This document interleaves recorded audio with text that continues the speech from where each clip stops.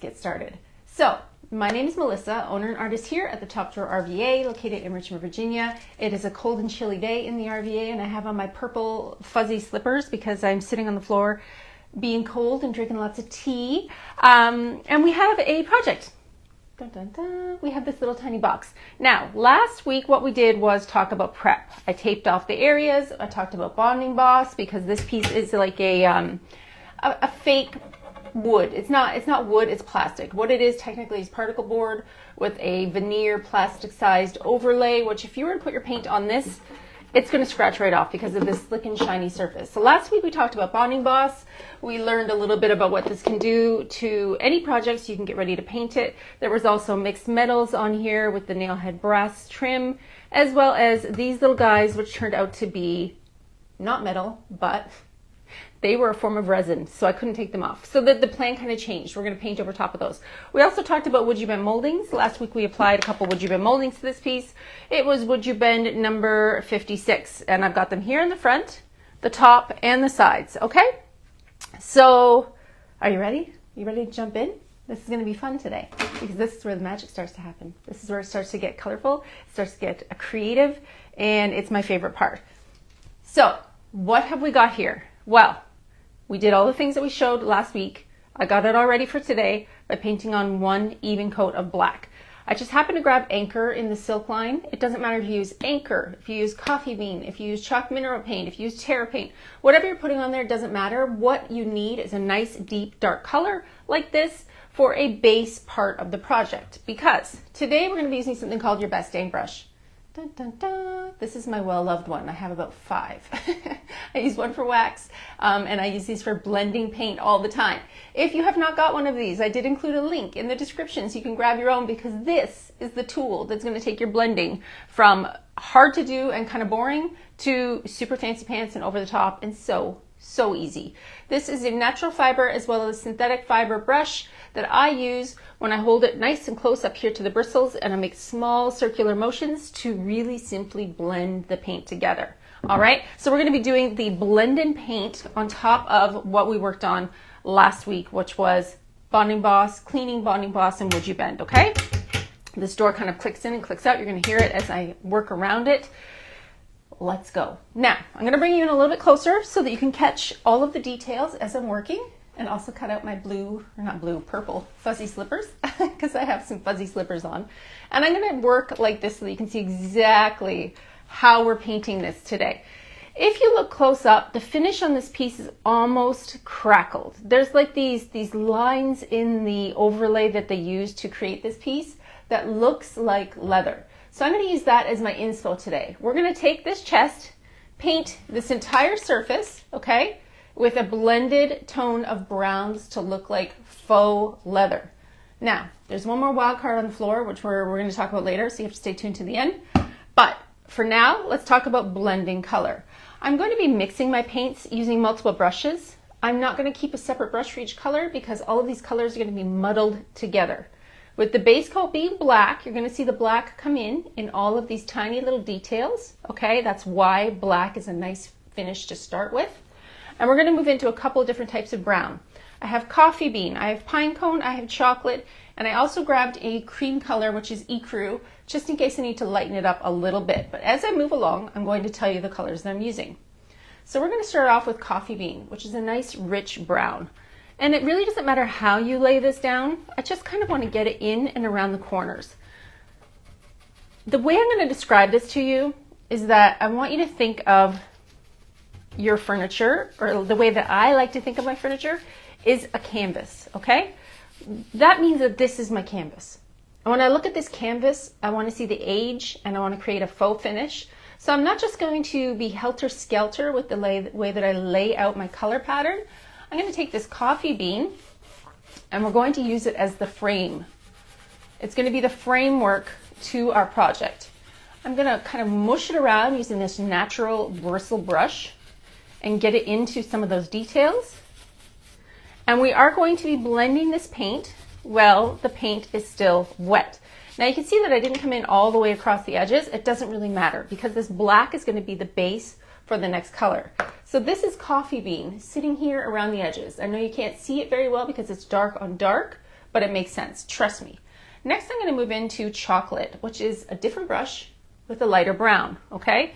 And I'm going to start to lay the brown around the edges where the coffee bean is. I'm not really going over the edges, I'm just laying down my color pattern. Okay, this is chocolate. And you don't have to be neat and tidy when you're doing this, okay? There's really no rules in painting. I'm gonna use the same brush and I'm gonna drop into the pine cone, which is like the same chocolate brown, but you're gonna see it's a little bit lighter. And I'm not gonna lie, I just ordered a new one because this one is getting a little chunky. I'm gonna do a quick little dry brush so you can see some of that detail that I'm talking about. See all those little lines? Those are raised details on my piece. So they are the thing that is going to kind of make it look the most like leather. I'm going to add a little bit more of that pine cone.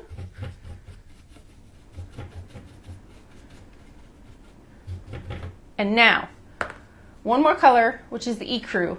I don't think I want to get too much of it in the middle. I'm going to use the same brush, I think, just because I'm being lazy. And I'm going to pop it in the middle. And I see one puppy dog hair that needs to come off. Get off. It's stuck on there. I can see it. There it is. Actually, it might not be a puppy dog hair. It might be me. I'm shedding. All right, so this is what we're going to do now. I've got a spray misting bottle filled with water, okay? I'm going to start to spray my piece because I don't want to lose the wet paint.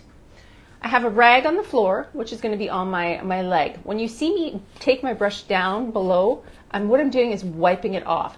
This brush is going to accumulate a lot of paint in here. It grabs the paint and it sits in there. So I need to wipe it off. My second tip is to hold it close to the bristles so that you have the control. And when you do these small circles, you're going to make a texture with your paint, okay? Dark into light, starting with the dark values, going into the light last. I'm also going to spray my brush and I'm going to go in and start to swirl these colors together.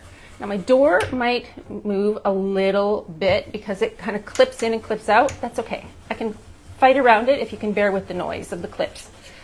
And by just rubbing,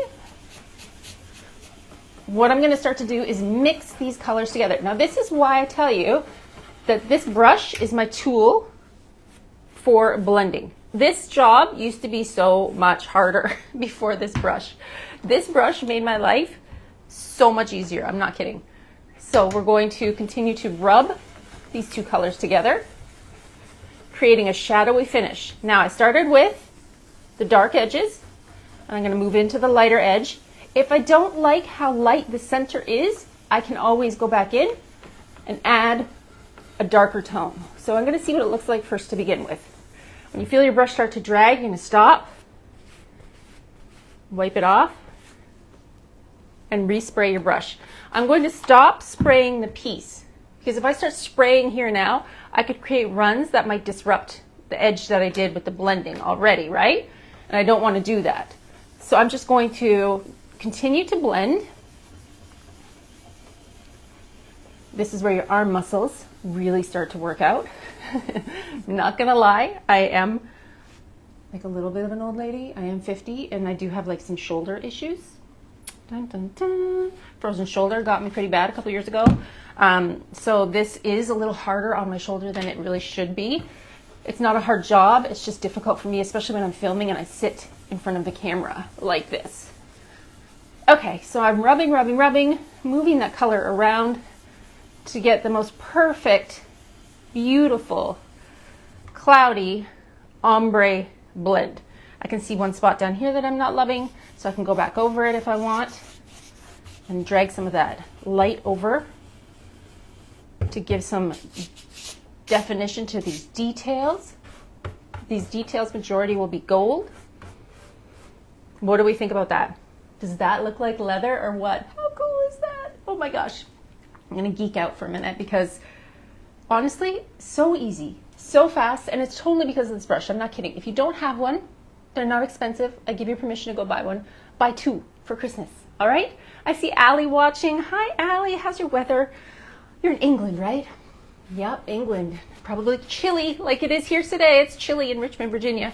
Now, I do see one tiny little hair. I will tell you these brushes, because they are natural fibers, sometimes do shed a touch, right? They shed bristles, especially when I'm in there mashing that paint around.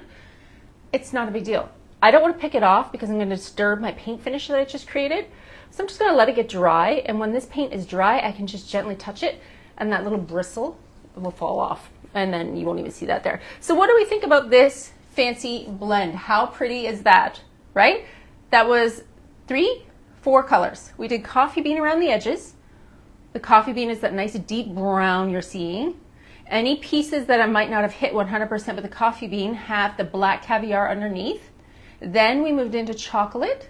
After chocolate was a little bit of that pine cone, which chef's kiss. I love pine cone. I use it on a lot of pieces. When I first started painting with Dixie, I was like, what will I ever use this color for? It's so ew, but I use it all the time. This is one of the most used paints that I use. And like I said, this one's getting old and chunky. I just ordered a new one yesterday, so it'll be here soon to the rescue.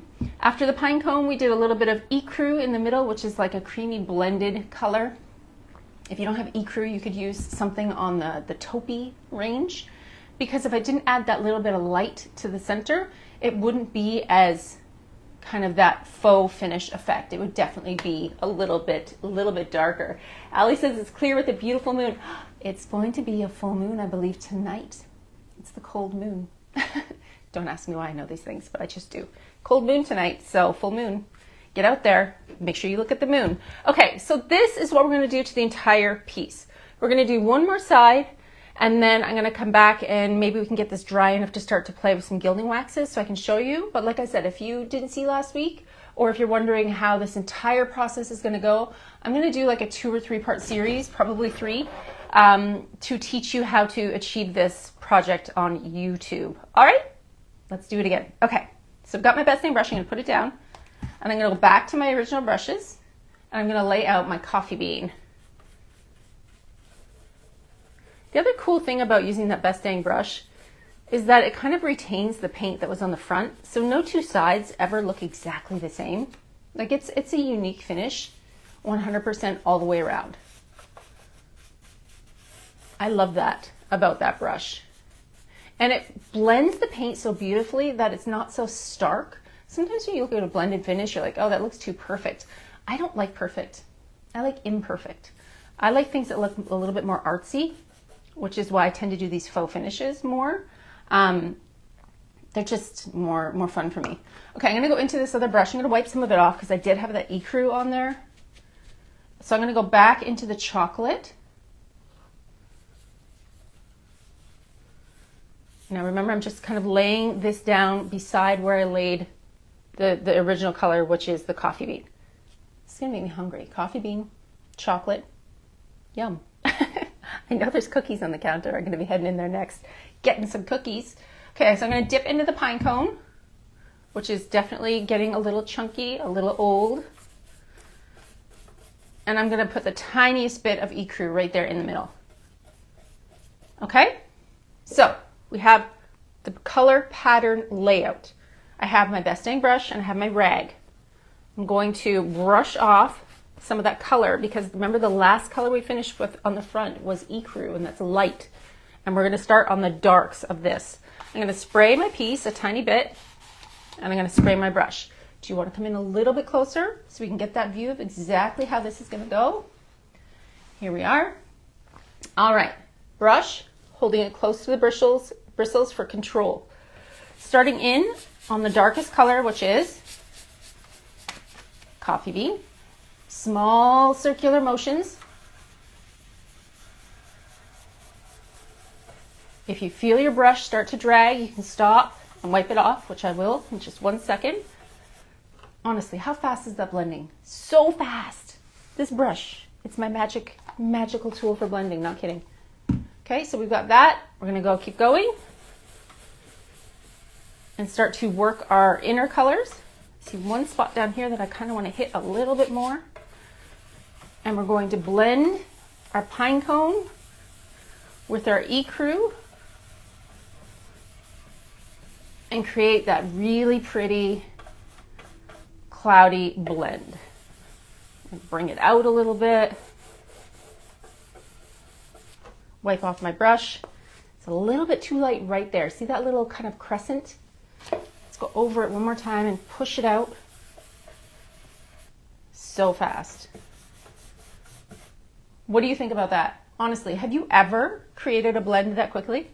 If it wasn't for my yip yapping and chatting here with you, I could have this whole thing done in 5 minutes. No joke, no joke. Okay, so I'm gonna leave this on the floor now because I want to also film some of this with my camera off live, but I think showing you two sides is enough to really give you an idea of how to create that cloudy blend with just a couple of brown colors. And remember, this is chalk mineral paint, so when it does dry, it's going to come up a little bit lighter. And right now, I can see the translation of the color to the camera with the big light on.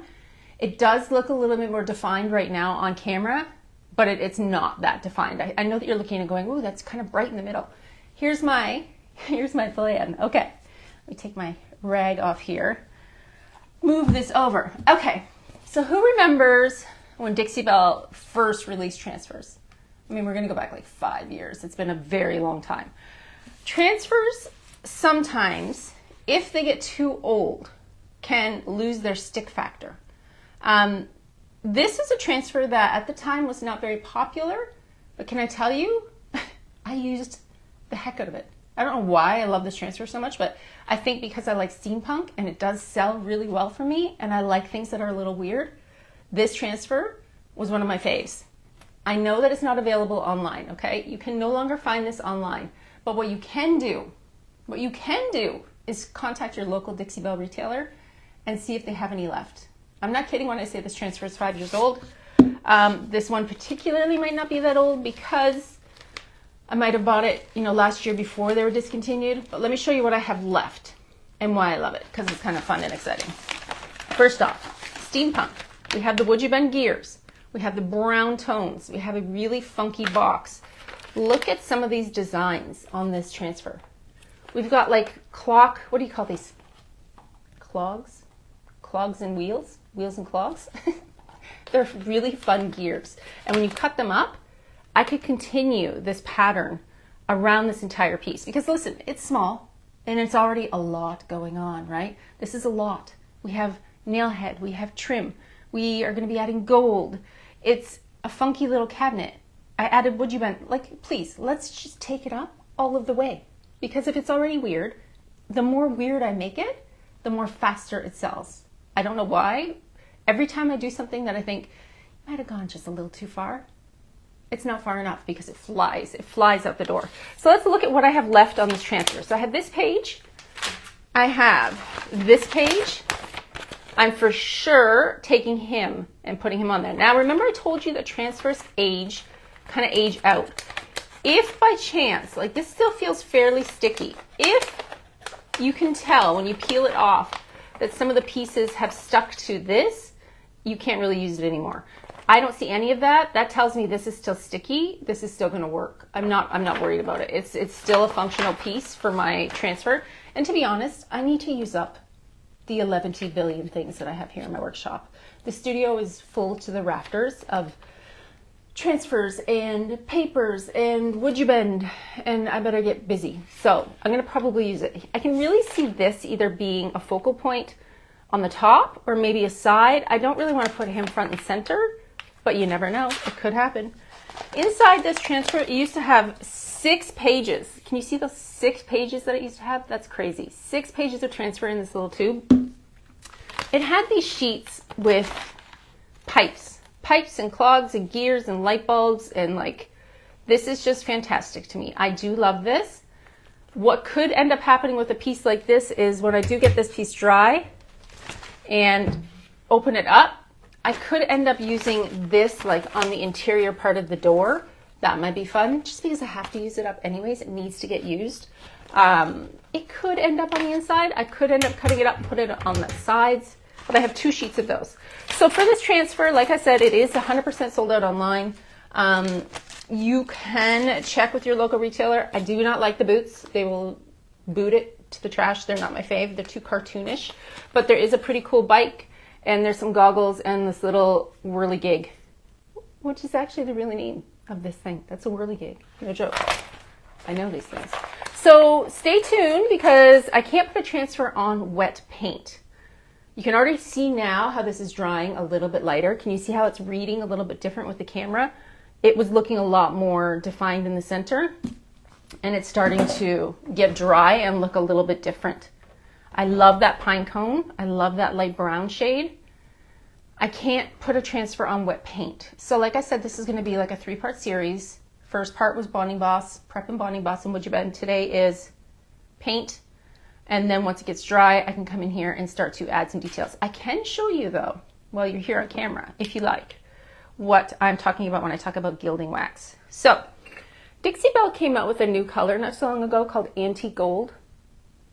Antique Gold is the prettiest shade of gold. Really nice, really nice. You have the option to stick your finger in there, which, hello, I do all the time. Or you can use a brush. This is one of their artisan brushes, but do know that once you use a brush in your gilding wax, you probably can't use it for painting again because it's an oil-based product, so it kind of gets chunky and gross. So you can paint these gold, which would be tedious, right? There's a lot of little moving parts on here that I really could use my Moonshine Metallics and come in here and use my tiny brushes and physically paint every single, no, that's too much work. This is a lot easier. Taking your paint, little paintbrush, and gently dusting gold like this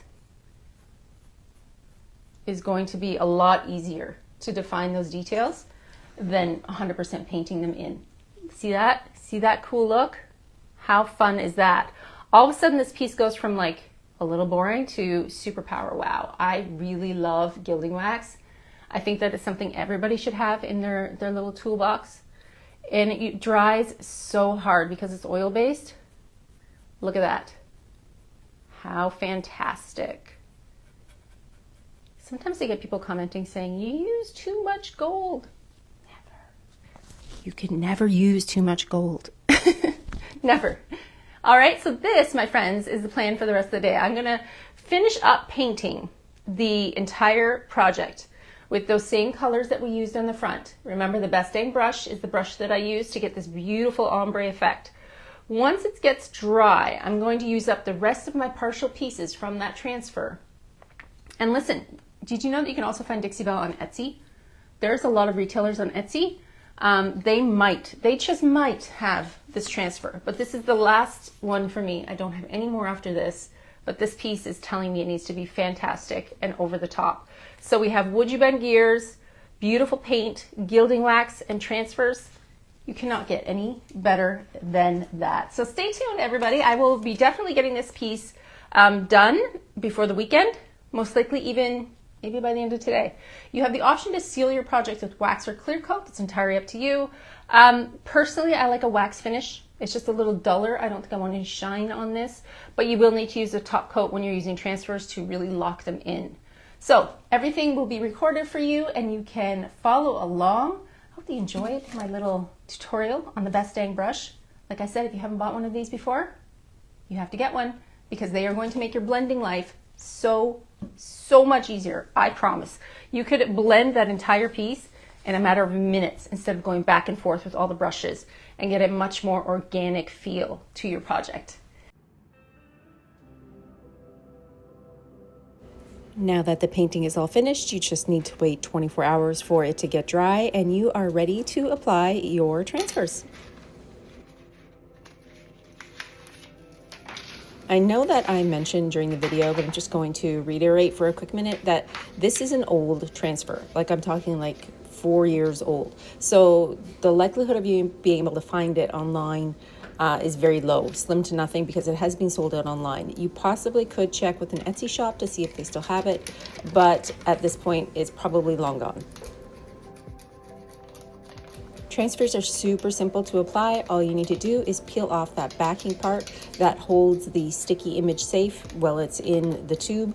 And then what you're going to do is place it down onto your project.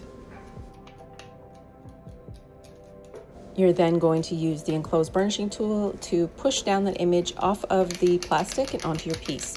You can see here on the screen where the image has lifted off of that clear kind of milky colored plastic, that's how you know that it has been released and it's sticking onto your project.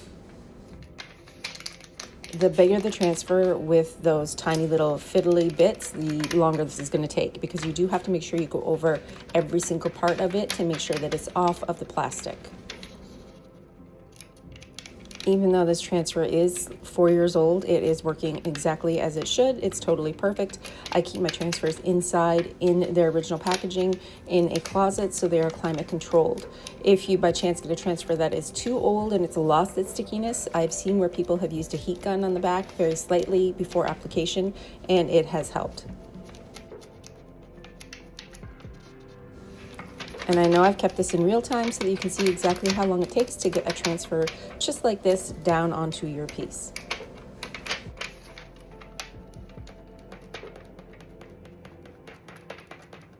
When you have finished applying your transfer, you're either able to use a clear coat or you can use your wax to seal it down. You want to make sure that you give it a good wipe with a clear coat. This way it's really going to lock it down and onto your project. Even though these transfers are very, very, very thin, you still want to make sure those edges are locked in.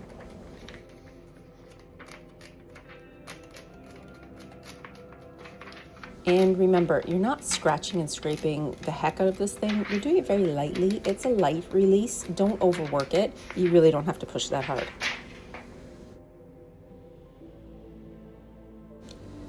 I continued to apply this transfer. I cut it up and put it all around the entire piece. I figured since this chest is small, you might be able to, kind of see this piece from every single angle, or somebody could even be using it as a small coffee center style table. For the base of this project that was already a little bit chipped, I actually came in where the tape was and applied a little bit more black Caviar paint just to kind of hide those chips and make sure it all matched.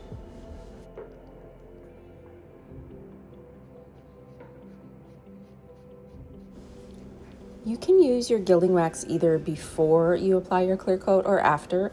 I tend to do it last because it is an oil-based product. Once this oil-based product dries and cures, it's very, very hard. So if you choose to do it first, just make sure you let it, cure up enough and have that cure time so that it's dry before you apply clear coat, or do your clear coat first. Color that I'm using today is a new one from Dixie Belle. It is the antique gold, which is just a little bit less shiny than the original gold color in the Gilding Wax. Anywhere that the little beading was raised or where there's a steampunk gear is exactly where I brushed it on. If you do make a boo-boo and maybe your Gilding Wax brush slips and you get it on your paint, or you overdid it, since this is an oil-based product, if you use a little bit of hemp oil or mineral spirits, you can take it off. But for this project, all I did was a little slight swipe of all of the corners, all of the edges, all of the little raised details, and then I was finished.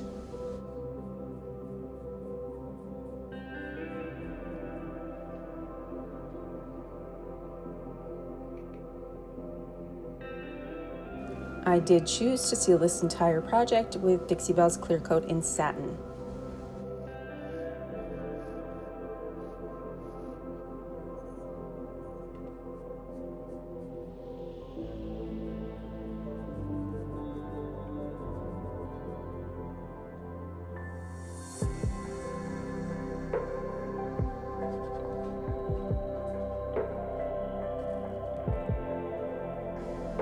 My hack for applying satin clear coat is to damp your sponge a little bit with water before you begin.